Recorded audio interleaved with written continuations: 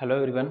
So today we are going to discuss a topic known as RAS mechanism that is mentioned in our NCERT. RAS that is renin angiotensin aldosterone system. चलिए तो start करते हैं. तो basically जब क्या होता है हमारा बॉडी में, जब GFR यानी ग्लोमेरुलर फिल्ट्रेशन रेट कम होता है, गिरता है, ब्लड प्रेशर गिरता है, तो वो क्या करता है, जो गिरा हुआ BP है या जो गिरा हुआ GFR है वो क्या करता है, एक्टिवेट करता है किसको, JG सेल्स को. एक्टिवेट करता है किनको, JG सेल्स को. That is juxtaglomerular cells. तो जक्स्टा ग्लोमेरुलर सेल्स को जब ये एक्टिवेट करता है तो ये सेल्स क्या रिलीज करती हैं, ये सेल्स रिलीज करती हैं रेनिन.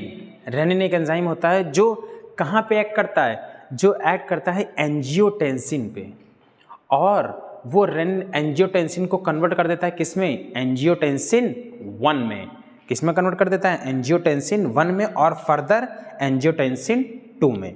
तो रेनिन का काम क्या हो गया, एंजियोटेंसिन को एंजियोटेंसिन 1 और एंजियोटेंसिन 2 में कन्वर्ट करना. अब ये एंजियोटेंसिन 2 जो होता है वैसोकॉन्स्ट्रिक्टर की तरह काम करता है. किसकी तरह काम करता है, वैसोकॉन्स्ट्रिक्टर, यानी ब्लड वेसल्स को ऐसे कॉन्स्ट्रिक्ट करने वाला, जिसकी वजह से क्या होता है, GFR बढ़ जाता है. समझ में आया, जिसकी वजह से क्या होता है, GFR बढ़ जाता है. ठीक है.